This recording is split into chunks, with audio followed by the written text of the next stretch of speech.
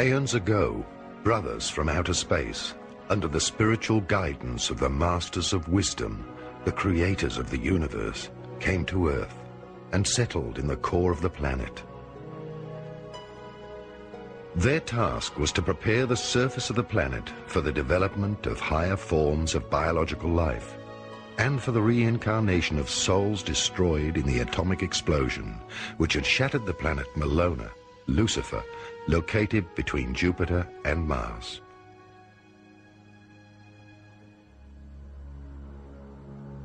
These higher supralight bodies, completed humans, knew the divine hierarchy's mysteries of creation.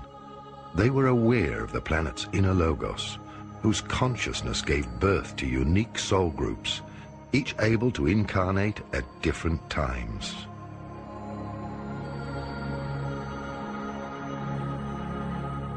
Depending on their specific stage of development in each period, human souls incarnate in order to further their growth. They choose very specific life experiences through thousands of incarnations until they reach completion as human beings. In the beginning, our brothers from outer space built cities in the center of the earth. Agartha, the Garden of Eden, was created, and many collaborators of the Galactic Confederation came voluntarily to Earth. All colors and races of humanoids contributed their genetic material, as well as their plant and animal species, to this biological genesis.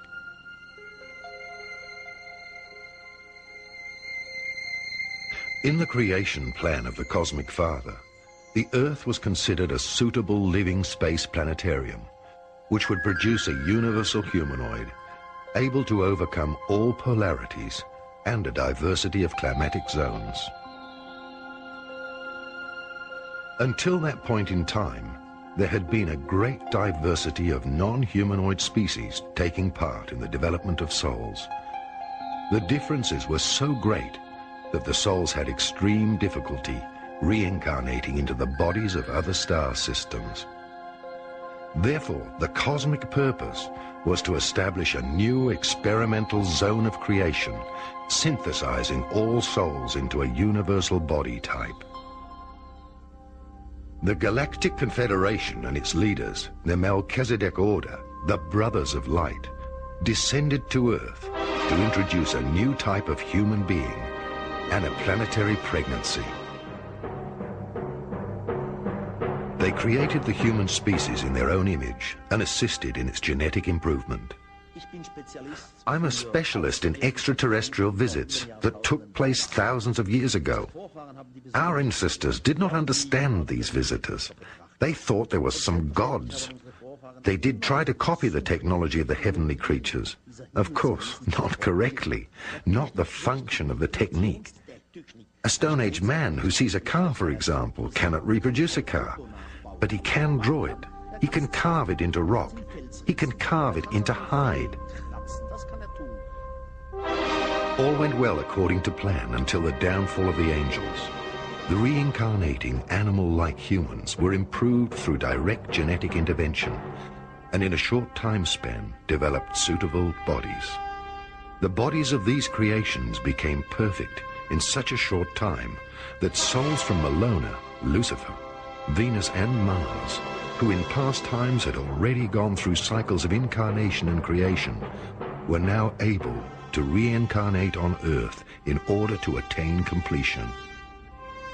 From that time on, two types of humans inhabited the planetarium Earth. The true immortal and physically etheric beings in the center of the Earth, who watched over creation and its evolution, and the mortal creations who purified themselves through reincarnation and developed towards human beings.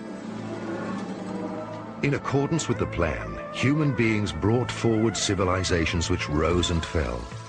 Different soul groups gathered their experiences in these civilizations. However, the guardians of evolution, also called angels, seemingly took the power into their own hands. They saw how beautiful their creations had become. Some of these extraterrestrials from outer space were tempted by the earthly kings who were always offering them gifts, including beautiful women and even their own daughters. Some of the emissaries of the Confederation gave in to temptation. The beings from outer space physically procreated children with the reincarnated beings. This was the only action forbidden by the Elohim. From then on, they had to give up their status of impartiality and immortality. They were banished from the inside of the earth, from Agartha, the Garden of Eden. From then on, they had lost their eternal youth and their androgyny. The inner closed cosmos of a complete human being, through the union of the soul and the body's personality, suffered a separation. They were thus condemned to a fall and a return to the process of human evolution. There is a time when the old female Indians tell in the Sanskrit texts that 3 of their Indian cities have circulated around the earth, and the 3 cities are described in detail. The one belongs to God X, the other to God Y, the third to God Z. They are described colorfully in the meeting halls. They're described as manas. These are little vehicles which have come down to earth from these heavenly cities, and often people were given a privilege. They were taken along by the so-called gods, the teachers, in the heavenly cities. And truly, the heavenly cities are described in all detail. But then an argument broke out between the gods. One was called Siva, not the Shiva, the Siva with a C-I. This Siva had, because some so-called evil spirits had settled in one of the heavenly cities, destroyed it, and he did it with a devastating beam. It is described how the city fell to the ground, fell into the Earth's atmosphere, and finally in rubble onto the Earth. And it looked as though splinters of a meteor had fallen to Earth. Initially, the fallen gods lived for a few thousand years, but after Atlantis, to mere hundreds of years. For example, Methuselah reached 960 years of age. Yet the demigods had one consolation. They had paranormal abilities far more advanced than those of ordinary mortals. Through their higher vibrating chakras and energy centers in the physical body, they were still able to make use of their 5 higher senses. They were clairvoyant, clairaudient, clear-feeling, clear-touching, and clear-smelling. Furthermore, they had the gift of magnetism, which they were able to use to heal people. Their knowledge of sophisticated technologies rested in their subconscious. Their extrasensory gifts made them the spiritual guides of the outer world. The prophets, high priests, and magicians of all times have been the souls of fallen gods.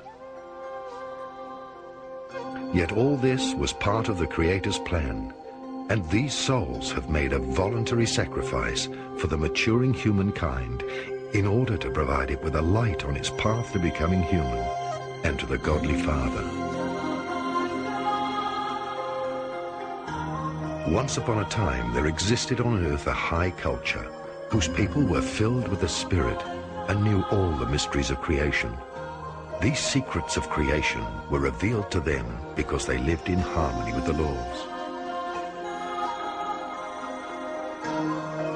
When human beings choose to live in wholeness and in harmony with the purpose of their spirit and soul, this choice opens the doors to a higher perception, and the universal spirit offers the truth of life through divine inspiration. The result is global enlightenment, and civilization develops. In Atlantis lived the 4th root race, which had reached the pinnacle of its development. Its divinely inspired scientists had acquired the secrets of universal energy. At that time, scientists and divinely inspired masters worked together to draw harmonic technologies out of the spiritual reservoir of the universal Akashic records. For a long time, power and love were united. Human beings did not have an ego separate from the higher self. Humankind experienced a blossoming in all branches of science and in space exploration. Almost all illnesses were curable, and people often lived to a very old age. They had contact with other planets and with outer space human and spiritual beings. The human race living at that time possessed the universal understanding that the planet is a biological living being, and that the planet is a body and its people the cells of that body. People knew neither ownership nor egoism, and they kept their planetary body, the Earth, clean, because they knew that they only had one Earth in common. They could neither sell nor divide it, nor were they allowed to market its water, air, or resources. Everybody had everything they needed. There was no class distinction. There were neither rich nor poor people. They gave to each other and lived in abundance.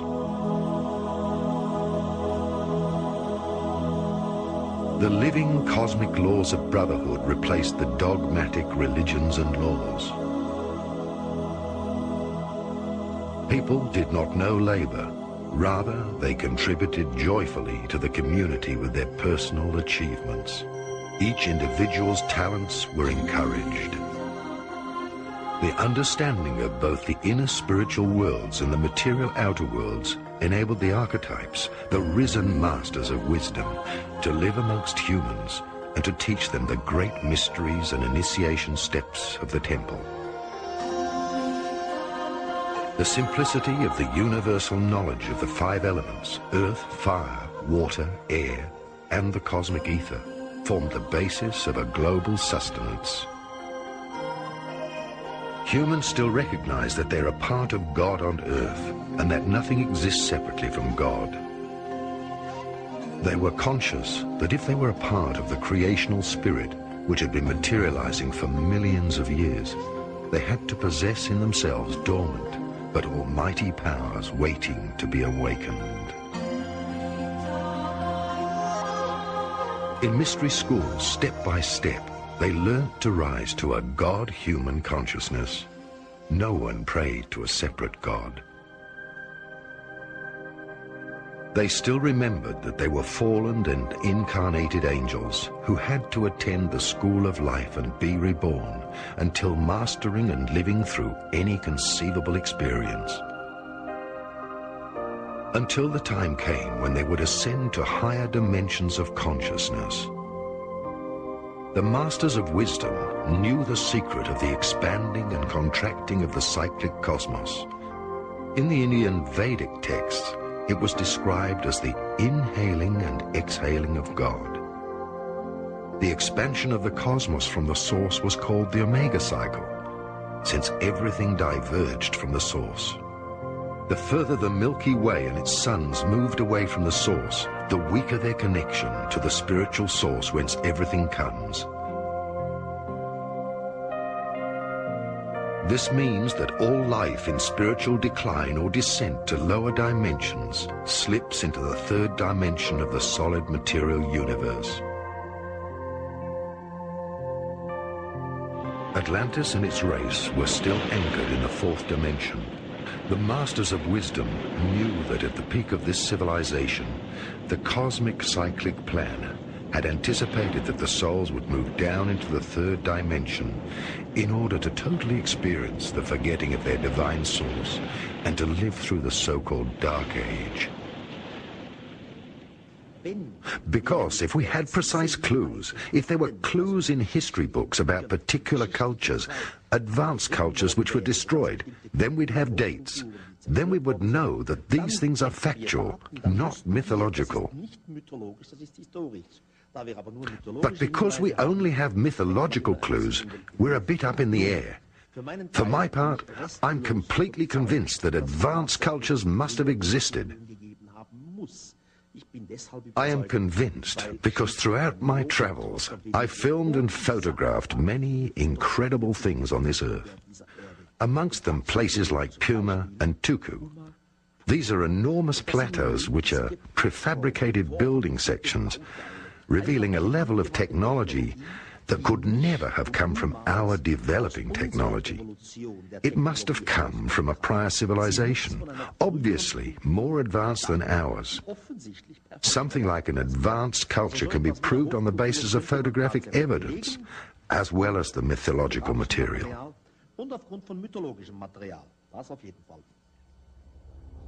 So far, human beings had experienced a divinely guided matriarchy.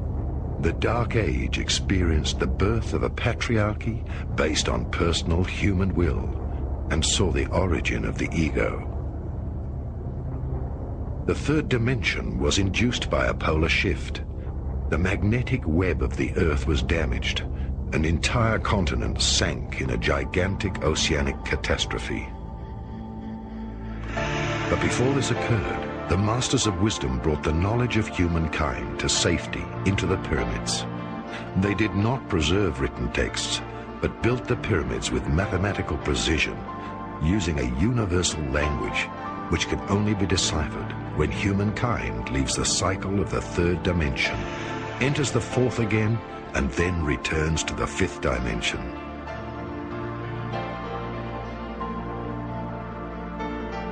The Masters warned the chosen people of a great catastrophe and sent the pupils and the chosen people to safer lands in order to act as light bearers for humanity on its journey of forgetting. Today we still find artifacts and evidence of this incredible civilization, of its spiritual knowledge, of its ancient people and mythology. The Masters also prophesied that they would return after humanity had lived through the Dark Age. Once love, wisdom, and power are reunited, they will come back to establish a new school of wisdom. During this lowest phase, the extraterrestrials with their higher consciousness could only act as observers and guardians of evolution. Some of them left the planet and went back to Venus and the Pleiades.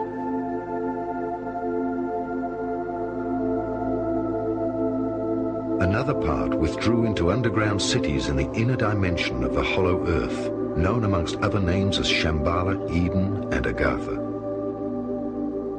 Through the polar shift, the outer layer of the earth was negatively polarized, hence the inner world of Agartha, meaning the Garden of Eden, was separated from the outer worlds. In a symbolic sense, the outer human being was driven from paradise. They used time, consciousness, and gravitational barriers to seal the entrance gates of the golden cities.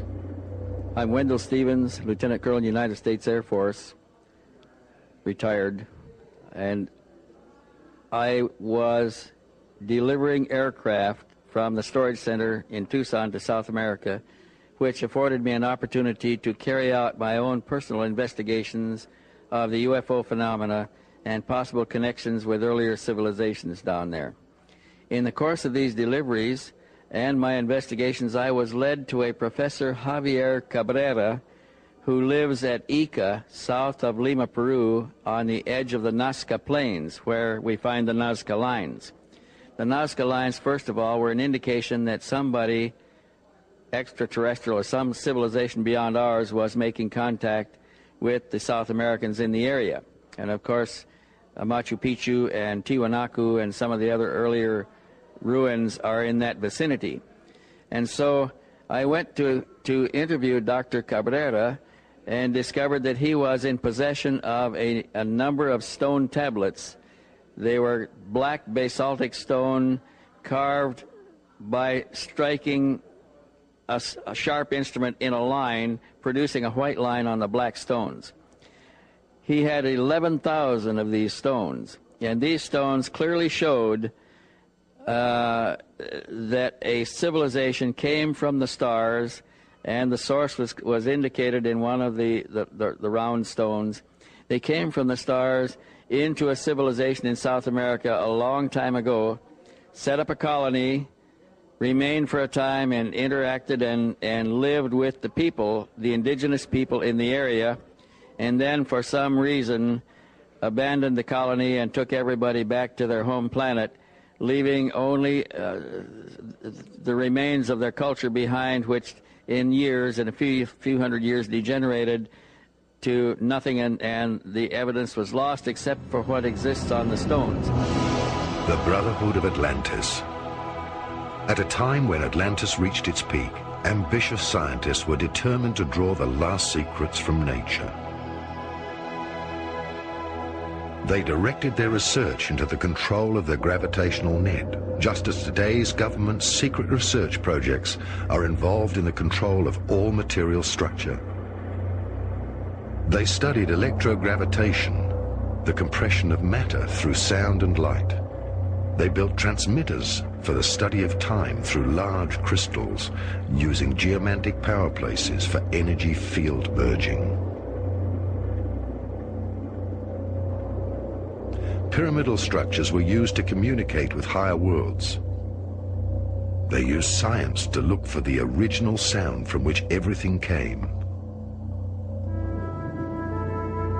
All this was part of the creation plan until this civilization had reached its peak with its exploration of the outer world. Then Atlantis entered a dangerous phase.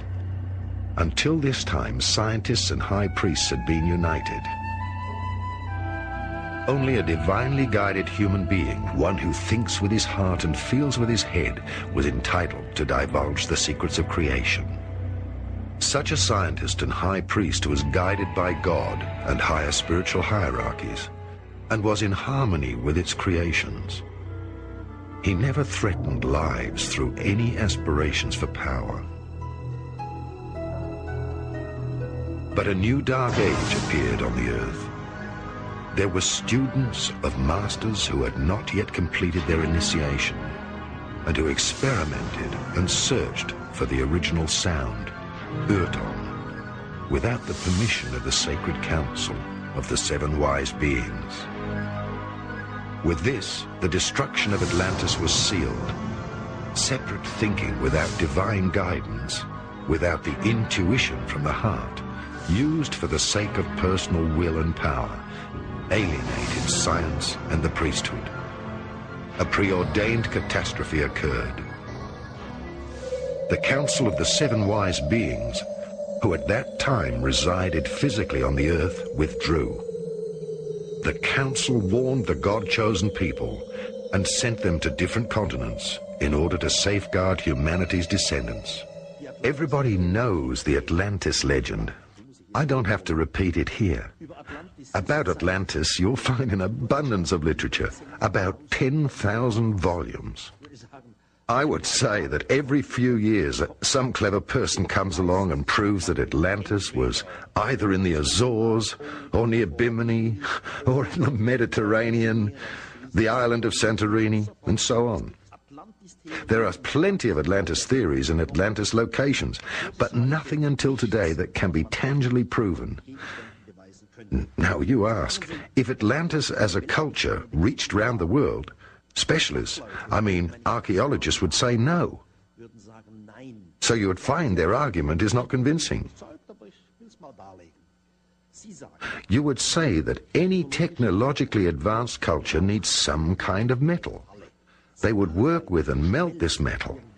And if Atlantis had a worldwide reaching culture, then we should have found used or empty mines of some kind of minerals.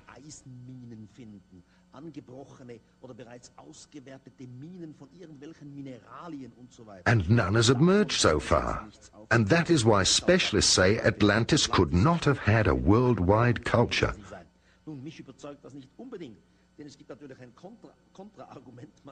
The more perfect a culture, the less it would need these kinds of minerals and raw materials as we have them today. One could even say a perfect culture would maybe destroy itself from the outside in a perfect manner, and nothing would be left behind. So we're still up in the air. I would say Atlantis. Yes, Atlantis did exist. Literally, you can prove it quite clearly, but objectively with a solid object in your hand, one is uncertain, unfortunately. After the catastrophe, nations were dispersed. Knowledge, languages, and traditions were divided. Everything progressed in polarity and division. The Dark Age also saw the beginning of the cycle of descent into an ever-increasing division of individuality and of separateness. For the first time, the Dark Brotherhood made its appearance. Until then, all knowledge had been common to all. There had been no knowledgeable elite, neither was the mass of people kept ignorant. There were no rulers, no people being ruled, and no governments or bureaucracies. Most spiritual guides of the outer world, along with the worldly leaders, fell under the influence of polarity. The now self-appointed leaders had their own city-states, and because of the knowledge they kept to themselves, they were worshipped more and more, and were paid duties. The Brotherhood of Atlantis ensured that knowledge was divided into two parts. On the one hand, the exoteric knowledge accessible to all. On the other hand, the esoteric secrets only accessible to the initiated members of the Brotherhood. The saying, "knowledge is power," dates from that time. When knowledge was withheld from the ordinary people, the spiritual decline yielded darkness. Power struggles and dissension arose among the leaders of the Brotherhood, who, afraid of losing their power, used science to develop weapons, because verbal agreement was no longer possible. At first, weapons were developed for defense and later used for aggression. Governments began to spy on each other, and the first secret service agencies were founded to forestall opponents. This tradition is alive today. The secret services not only serve government leaders, but also the powers of corruption. Thus Atlantis, after many declining cycles, finally reached its downfall. At the peak of one of these quarrels for absolute power, the ultimate weapon, a gravitation bomb, was produced in order to destroy the cities of the now fighting elite priests. The Indian national epic, the Mahabharata, is widely known. It tells of wars. For example, in the 5th book of the Mahabharata, it tells of a god who was called Gurkha. And this Gurkha has thrown a single lightning bolt onto the threesome city. Then it was described in detail how the elephants stumbled around in circles, their skin hanging off them. They roared, people screamed, birds fell out of the sky, warriors tore off their armor and jumped into the water. It is clearly said that everything was surrounded by a deadly breeze, and even the unborn children in the womb died. And this is a case out of Indian mythology where definitely a bomb had been dropped, because all the symptoms have been described so precisely. Up to the Great Blow, several large cities ruled. One of them was Urd on the plain of the Taklamakan Desert between Tibet and China. Poseidon, the metropolis, now lie on the bottom of the ocean. The golden cities on the banks of Lake Titicaca, the Empire of Tula in the far north, as well as many other mysterious and lost cities, which we now know from our legends date from this time. Within 30,000 years, these cities waged destruction on each other until the final atomic war. At that time, the original sound, Urton, was created, and the gravitational web of the magnetic pole of the Earth was suddenly dislocated. A pole shift followed, the continental plates were torn apart, and floods washed most cities of this high civilization away. Da gibt es eine sehr, sehr brisante Geschichte, die eigentlich niemand kennt. There is a story that nobody really knows. As everyone knows, uranium has a specific nuclear value, uranium-214 to 235, which is needed, for example, for bombs and nuclear power stations. And this uranium must always be kept within a certain limit of radiation.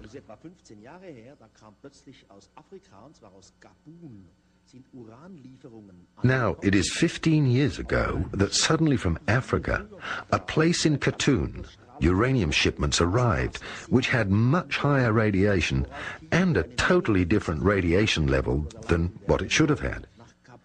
As a result, many physicists under the leadership of the UNO went to Khatun, to this particular mine where the uranium came from. What did they find? It's hard to believe. A huge depot of obviously melted uranium elements. The UNO published 2 big books about it. Approximately 100 scientists are involved. They're arguing, how is it possible? In a natural way, the melting of the nucleus is impossible, but still it happened. Officially now it is kept secret. For me, this is rather a clue that a long time ago, perhaps 50 to 100,000 years ago, someone did work with uranium, used it, melted it, and created a depot. Das wiederum kann nur eine höhere Kultur sein. Unsere steinzeitlichen Vorfahren kommen dafür nicht in Frage. One part of the secret knowledge of Atlantis was brought to Egypt, another part to Tibet and India. The first pharaohs were the direct descendants of the Atlanteans. Their secret initiation texts were passed on to the Egyptian royal dynasties. Not surprisingly, Atlantis' high technology led to the building of the pyramids and the Ark of the Covenant. Part of the Brotherhood of Atlantis and its tradition survived in Egypt. The Hermetic mystical knowledge directly emerged from this tradition. Ancient secret drawings and archives from Atlantis were used.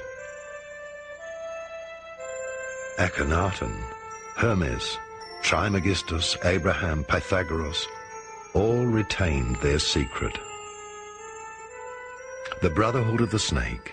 Wzorem do tworzenia perfekcyjnego człowieka I perfekcyjnie funkcjonującej planety. The symbols of the original pattern to create the ideal human and the perfectly functioning planet is represented by the sign of the Egyptian life key, the Ankhs. All forms of existence, as well as planets in space, arise with this pattern. The components of the pattern are represented by the colour chart. And what is the connection between the colour chart and the Ankh cross? One can imagine that the right arm of the key creates the material, which means the physical body of the human. This substance and its complete condition is built of 7 colours on the colour chart. The program, which is a soul, in its turn, is created from 5 different colours, so that the physical can be complete. This is a soul body in which there are 5 ultra-minds, the antimaterial chakras. These symbolise the left arm of the key. Lewe ramię. Podtrzymujące ramię, obydwa te ramiona wagi są zerem, ale są zerem pełnym, jest to zero pełne życia. The lower section, which supports the 2 arms, is the zero zone. It is also called spirit or monad, the univalent element. Here the colours that create the matter, as well as the antimatter, are united. Here all experiences are stored, those of the physical body in the positive arm, as well as those of the soul in the negative arm. These are the areas of energy that occur throughout incarnations. So one can say that the zero zone is pulsing with life. The 4th element, the ring of life keys, represents the consciousness, which harmonises the balance of the scales.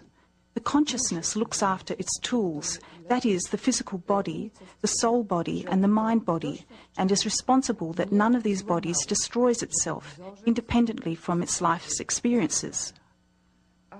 Through this practice, the pattern of the life key stays complete with us. This role of consciousness was indispensable, especially on Earth, because here one constantly tries to change the meaning of the 12 colours. Man has constantly tried to manipulate the laws. This, nevertheless, was the price to pay for universalizing the body. Żeby zuniwersalizować ciało.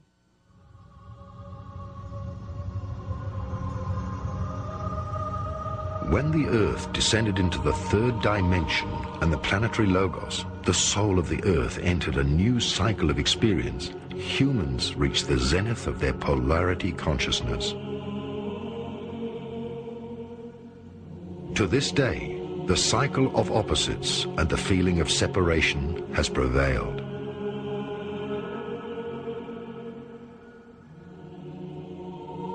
One could say that when Atlantis and its continent sank, the Earth left the fourth and fifth dimensions to enter the realm of the three-dimensional material structure.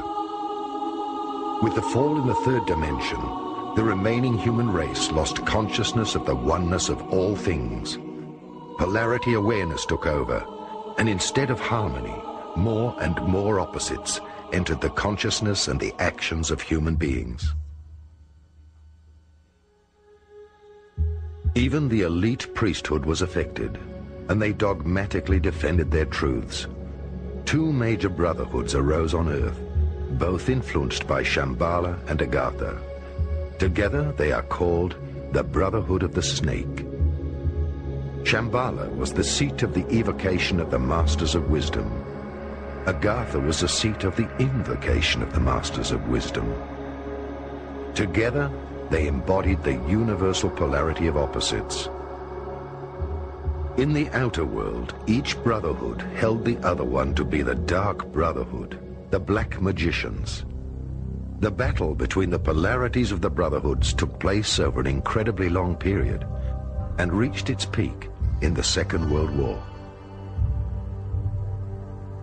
The two opposites, the Sun, Illuminati, and the Moon, Luminari, face each other and struggle for power. Yet neither of them can win. They can only overcome polarity. Humanity was influenced by these two contrasting areas of wisdom. All true governing bodies were visited by agents of these brotherhoods and were partly initiated in the evolution plan of humankind. In ancient times, the Brotherhood of the Serpent divided into the Brotherhood of the Yellow Dragon and the Brotherhood of the Red Dragon. Together, they formed the Brotherhood of the Snake. Both undertook the spiritual education of the human race, the Yellow Dragon in the east and the Red Dragon in the west. We can still find the Order of the Yellow Caps and the Order of the Red Caps and their monasteries, which date from that time, scattered throughout Tibet. The spiritual warriors of Shambhala and Agartha foretold that at the end of the cycle of declines, when the final prophecy of the spiritual battle on earth would be fulfilled, they would return to reveal the truth and herald the passing of the Dark Age into the Golden Age.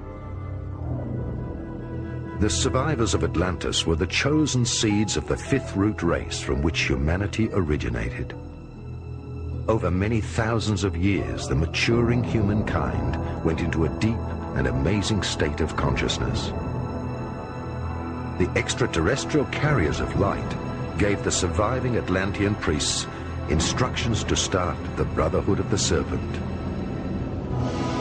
The third unknown power to influence the brotherhoods was the eagle, symbolizing the Space Brotherhood. They inspired each brotherhood and their worldly kings to build empires. All wars were instrumental in introducing new historical eras and in creating the history of the human race.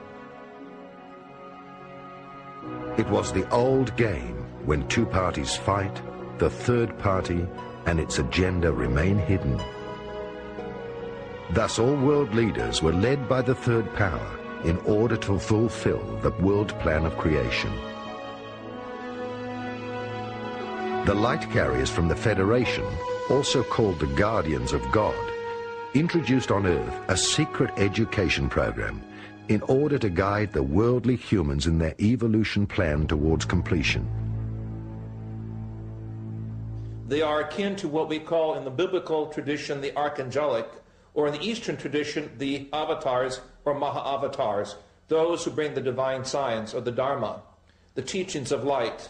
It is from these higher levels that we will see the fulfillment of what is prophesied in the Old and New Testament with the coming of Melchizedek, Lord Melchizedek, one who initiated Abraham, as we are told in the book of Genesis chapter 14, and one of which the Christ figure in the New Testament book of Hebrews was connected with. They are members of the higher angelic brotherhoods of light who will intervene and change the world from a material-based culture under the control and dictatorship of those who control the financial, the political, and scientific power to one of true spiritual liberation. I believe this will take place in the beginnings of the 21st century, and in the next 20 years we will see rapid change and disintegration of the old rights and privileges, the orders that we have thought about historically as the mystical orders and brotherhoods assigned with Archangel Michael, Gabriel, Raphael. In the East, the great avatars will be seen as part of the Great White Brotherhood, or those who have the Christ appearance, those who have the appearance of Adam, the first parent, symbolically of the human race, so that we know our identity, we know our cosmic origin, we know our cosmic future. We must avoid contact with these lower forms of manipulation, control, and power. At times, the Brotherhood sent messengers to Earth with secret missions. They sought out the spiritual heirs and the worldly leaders of the different epochs and gave them new instructions. The Count of Saint-Germain appeared across several centuries in Europe and finally disappeared during his journey through Asia. The decline of the human consciousness after Atlantis was part of God's deliberate plan in order to move the souls towards completion. Nothing could hinder it, because the web of the planet's basic energy and its electromagnetic radiation increasingly distorted the consciousness of people. Whenever the time was right, they brought new consciousness impulses to the leaders of humankind. This happened through the messengers from the cities of the inside of the earth. Some came as incarnated masters, others as emissaries. Since the destruction of Atlantis, the Brotherhood of the Illuminati prevailed. It started as a sun supremacy with all its masculine attributes. All Western cultural circles carry the symbol of the snake, the pyramid, or the obelisk, which point to the masculine power of the cosmos. Churches and high-rise buildings in our civilization indicate the strength of the male omnipotence. The Sun Masters are the architects of all Western cultures and are now striving to reach prominence through the ruling of the global world order. They all serve Shambhala and work with the Red Dragon, the red-capped Tibetans who are the worldly representatives of Shambhala. The aim of the Brothers of Shambhala, together with their worldly leaders, the Illuminati, is to establish a global world government. The Brotherhood represents the earthbound powers, the Omega Pole, the builders of matter. World politics and religions have the same objective. They obey some brotherhood or priesthood, using different means to obtain this single objective. Hence, since the battle in Atlantis, the Brothers of Shambhala have led the spiritual elite to build diverse world empires. Who are the Illuminati? That's one of the most interesting questions that one would never find answered in the academic textbooks. The information about it is missing from the public libraries. However, after years of research and primarily association with the large American dissident political community, I have discovered for myself knowledge and books that normally is simply impossible to get. It has been deleted from the public libraries in the best Orwellian tradition by already the Illuminati themselves. Whether the Illuminati are the topmost layer of the secret societies on the planet is not that important a question. There may be other levels above them. What is important is that the Illuminati are the interface between the secret societies, this pyramid of secret societies on the planet, and the extraterrestrials above them. There are many books that indicate that, let's call it, the Politburo of the Illuminati has members that are either extraterrestrials that beam down for every meeting, or even the rumor is that Lord Maitreya himself may be materializing for some of the more important meetings that they have. So basically, the Illuminati are the quiet, underground, low-key interface between our secret terrestrial government and aliens above it, aliens who themselves are subcontracting for even higher levels of celestial management structures. What is the political program of the Illuminati? What is their political manifesto? Comrade Lucifer is known in the celestial nomenclature as the bright morning star. So anything that is associated with light, anything that has a light in its title, a book that talks a lot about life rather than about love, is probably inspired by the Luciferian, by the Illuminati presence on the planet. And basically the Illuminati are the secret political party that has to prepare the political, the philosophical, the religious, and the cultural groundwork for the establishment of, should we call it the second coming, the millennium? What happened to Agartha? The Moon Masters, the Luminari, the immortals who lived in Agartha represented the spirit-bound, the Alpha Pole. The Masters are the protectors of the spirit. They have whole physical etheric bodies and can materialize at any time. They are the keepers of the magnetic field of the earth and of its karma. They are the other polarity, the spiritual alpha powers. They work together with the Masters of Light. They are the keepers of the Grail, the sacred and integral forces of the inner cosmos. The sacred fire holds the 7 original energies which flow in the 7 chakras of the earth and in every living being, organic or inorganic, as the spirit in matter. As such, it manifests as the building plan of God for the world's eras. Agartha exists as the physical etheric city and conceals the opposite poles of the Brotherhood. The Masters of the Moon are the cosmic feminine powers, the spiritual strength, the inner life force. During the dark age of the last 26,000 years, the 7 wise bodies from Atlantis, Kumaras, withdrew to Agartha. They formed the negative pole of the inner world and served the progressing outer humanity, serving as a lever. They now have completed their work in the inner world. They knew also that their deliverance was coming at the time of change of polarity, which would bring to an end the cycle of learning for humanity. What have we discovered in our research with numerous of my friends about the inner earth? That is, I have to admit, one of the craziest stories that I have been struggling with over the years. However, there is a consistent body of information and research that possibly a lot of these stories are true.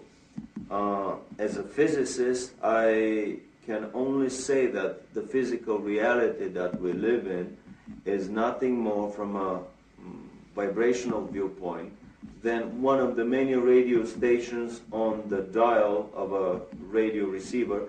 And basically we can tune out of this station and next to the next one, tune out of the next one, and into the third, into the fourth, into the fifth. So is physical reality around us. If we increase the frequencies or decrease them, we can tune out of this reality into another one. So it is quite possible that the hollow earth is an entirely valid story from the viewpoint of physics and science, if we're talking about a reality in a different dimension, dimension-wise or frequency-wise. The inheritance of Atlantis. Many thousands of years went by, entire civilizations grew, and the souls experienced what it is like to be human. The eagle and the Brotherhood of the Snake watched over the evolution process for thousands of years. The initiates were the keepers of knowledge and were bound to pass on knowledge only to the spiritually mature through initiation and ceremonies. Thus, many different brotherhoods emerged with the aim to promote the process of maturing of humanity. The Brotherhood's mission was to watch over knowledge until human beings themselves were able to draw knowledge from their own inner selves. Indeed, knowledge without experience is dangerous. Every human being had to grow to the present day in order to become the foundation of the human God. The complete human being is the spiritual law of God incarnated. Every era was the manifestation of a different virtue. In each culture, through the descended avatars, humanity was given a new virtue as a foundation for its human completion. The last avatar, Jesus of Nazareth, manifested unconditional love. The new and last avatar is an avatar group, a group of advanced souls who will all spread the same message on earth, the avatar of synthesis or of ascension. The avatar group introduces the age of Aquarius, in which human beings redefine themselves and recognize that they are one. The Brotherhoods created all world religions under the guidance of the spiritual hierarchy. They promoted all trends arising from humankind itself. They impartially encouraged all 12 black virtues and 12 white virtues in order to create a playing field of experience for becoming human. For researchers that have been investigating the extraterrestrial presence on our planet, it is very obvious that life did not develop alone and on itself on this planet, but that it was influenced by the presence of hundreds, probably even thousands of extraterrestrial races and visitations over the last, let's say, several 100,000 years. On top of that, it is possible to realize that these extraterrestrial visitations on the planet and the races behind them are loosely grouped into different philosophical and, let's call them, celestial management structures. So on our planet, which has the influence of at least several major such management schools, we see the competing influences of these presences, and we see these gentle attempts at arm wrestling over the table of these management hierarchies to introduce their concepts, their viewpoints about the racial development on our planet, about the philosophical, about the political, about the cultural development. Human beings have the option to choose the virtue they want. They are responsible for the games they play in becoming human. The Earth, the physical cosmos, was only created in order to experiment on the physical manifestations of matter. Everyone believes that his intention and point of view are always correct. True goodness and true love are always selfless actions which have no origins anymore and come from the freedom which dwells in the completed human being. Selfless action never arises to suppress the negative pole, nor to embellish or improve it. Selfless action, a positive action, is worth more than 1,000 words on love and on improving the world. Love always begins where we now stand in life. It is written in all our scriptures, all our Bibles. They come from the skies. They have met with us. They have been with us and created us almost. They have improved us through genetic engineering. And the reason they're doing this is because they love us. They're not here to destroy us or hurt us in any way. They're trying to teach us how to live together in peace and harmony with our brothers. Do away with atom bombs. Do away with weapons of destruction and chemicals and pollution. And this will be a better planet. we keep stressing the consciousness and the awareness to raise our consciousness and become civilized and adults. I think we've been children long enough. Now we need to grow up into a civilized human community. The continent of Atlantis was an island which lay before the great flood in the area we now call the Atlantic Ocean. So great an area of land that from her western shores those beautiful sailors journeyed to the south and the North Americas with ease in their ships with painted sails. To the east, Africa was her neighbor, across a short strait of sea miles. The great Egyptian age is but a remnant of the Atlantean culture.